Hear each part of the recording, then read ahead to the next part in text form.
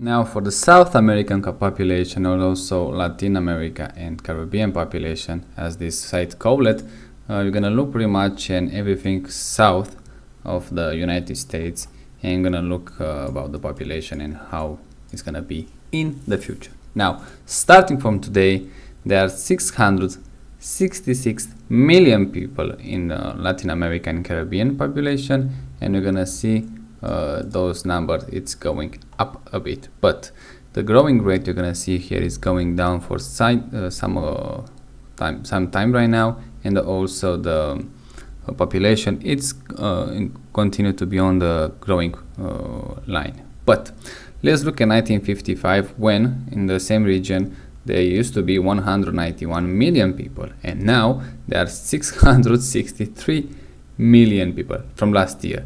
From this year, it's going to be 667. As you can see here, it's going to just up a bit. But the absolutely massive difference in such a short time, it's probably very hard to comprehend how fast the population grow in such a small time. And when we're talking about the degrowth of the population, everybody kind of scared, and they don't understand why it's happening and how we got here. We got here because we start with 191, and we pretty much growing that population to infinity. So the globe ranking is gonna be 4 for this century, and by the half of them it's gonna be at 3, so it's gonna go down a bit. Now fast forward to today, like I say, from 191 to 663, which is a huge amount increase, and every single new you're gonna see here, you have in 1955 4.7 people net growth, and right now it's pretty much 4.5, so you're gonna see pretty much, I would say, the same. So they got in some periods when they got absolutely insanely big, almost double than what it is today, and then it kind of pushed back. So you're gonna see here migrants, obviously, from almost the entire history, I would say, if not from the entire history of this continent, and from those regions, let's call it like that, they have migration or minus. So clearly the life is not that great in this part of the world, so people choose to live, and every single one of them, I guess, they're gonna choose to live in north part of the continent of the North America, which is gonna be United States mostly, and some of them in Canada. It's the same story with Europe, Africa, pretty much, in Asia. Everyone's coming into Europe or United States. So those two continents are the one that people like to live. Now, fertility rate in 1955, 5.83, which is a huge number, but now it's 1.8, so below replacement. So the population is gonna go down really fast in the future. Also, in 1955, only 45% of the population live in the urban area, and keep in mind, 45% from 191. Now it's 85% from 663. So you can imagine how crowded those cities are in such a short time. There is no way that you can actually build an infrastructure to just pretty much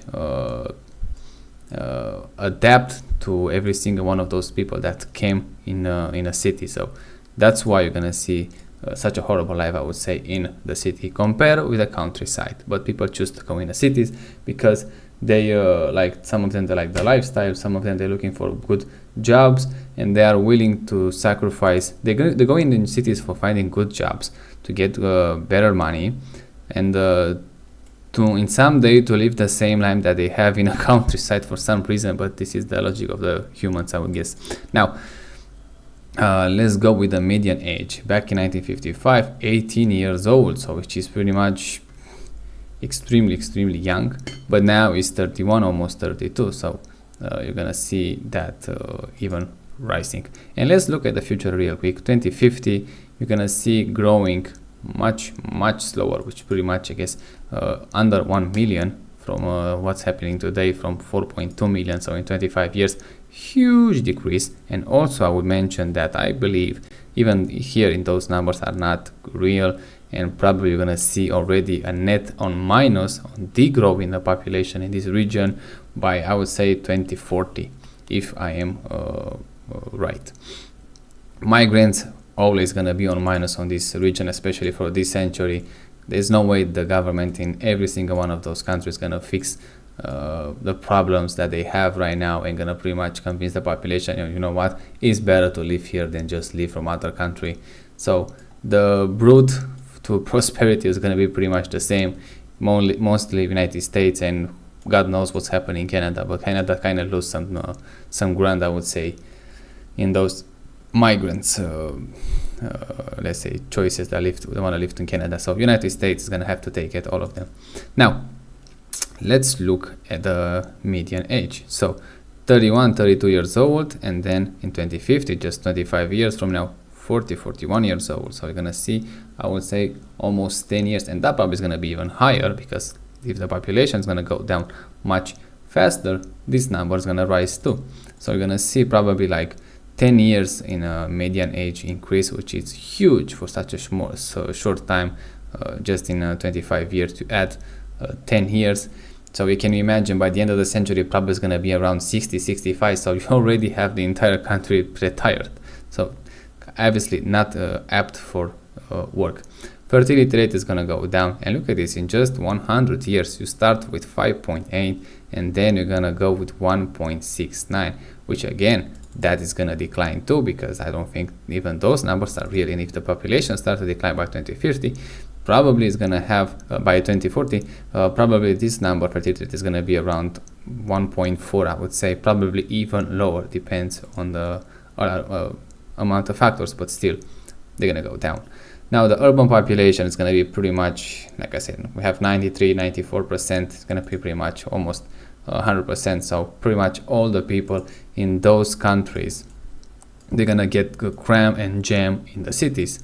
And the countryside was going to be pretty much empty from residential houses, at least. Probably they're going to use the land from other things, but for actually people living in what it means to just live in a nature in the South America, which pretty much, if you go on vacation, I would say at least 70 to 80% of the picture that's going to see in the travel agent they're going to show you is going to be from the outside the city, is nature, and some of them is going to be in the city too. But you going in those countries, I would say, in my opinion, to just see the mountains, see those salty lakes, see the jungles, not to see a city that you pretty much, first of all, you're going to hate, because it's going to be well below Western European or American standards.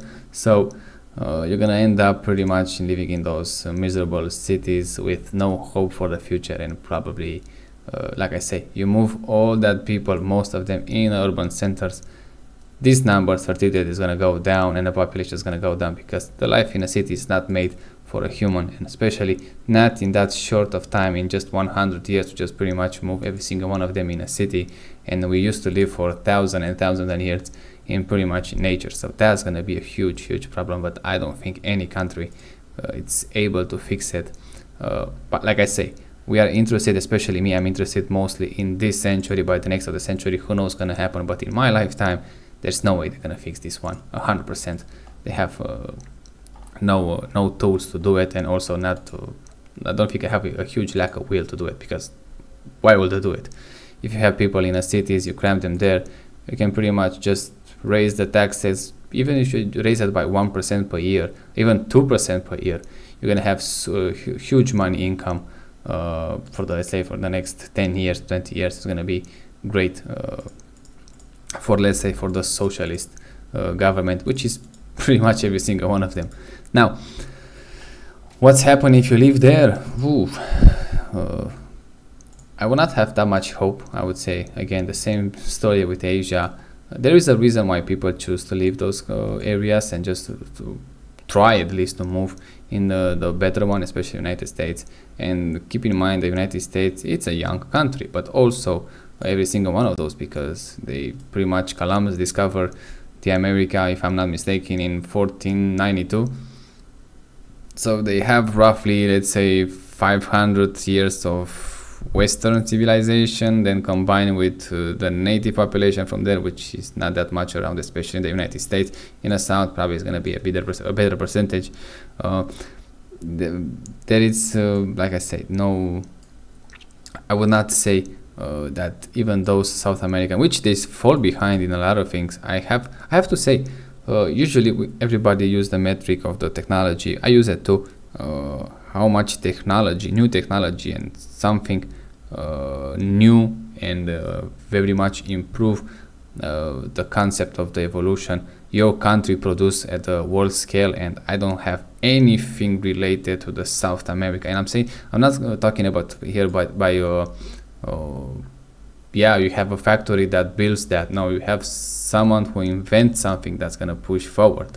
Like for example, we saw with electric cars, we saw with AI, we saw with social media, we saw with computers, stuff that actually is gonna push you forward. Not just made them, fabricate them, but actually innovated in those industries, and also in the medicine and stuff like that. So it's gonna be a huge mess, I would say, in those areas, because there is pretty much, like I said. And also you're moving in a city. If you the trend was reversed, moving outside the city, that would be a different discussion. But the fact that you just pretty much we move the entire population in those small jam cities, which the land and pretty much everything is gonna get much more expensive to just have a house. Look at this. Look how they live. Who choose to just look at this? Just pretty much everything is jam here. Who wants to live in one of those areas? When, let's say, you can live outside them, you can live in one of those. Look at those examples. And I know it's not an extreme one, but again, look at this. How much green you have, how much free space you have. Why would you choose to live there? Because you go for the work, you go for the money, you go for sometimes even for the thrill of the nightlife or whatever they might choose to sell you. But yeah, from South America, especially everything south of border of United States, they will keep trying to move the United States, because the United States is pretty much the golden country in those regions. Because let's face it, even by the European standards, going to be pretty soon. If you want to live from Eastern Europe, you're not going to have pretty much the choice of the West, because the West pretty much is falling apart. And America probably is going to be the last one. America, I think, is the last frontier that you can actually move there. Hopefully, if they change some policy in immigration and stuff like that, then they actually absorb people. But I don't see any other country that can actually be, and especially, you can use China for whatever reason. I think a lot of Africans starts to moving in China, because China start to investment and have some business here in Africa, and then try to move a few percentage, I would say, to China. But I don't know how that's gonna play out with Chinese civilization, but we're gonna see. But for the South America and for the Latin America, let's say, things are not looking good for this century.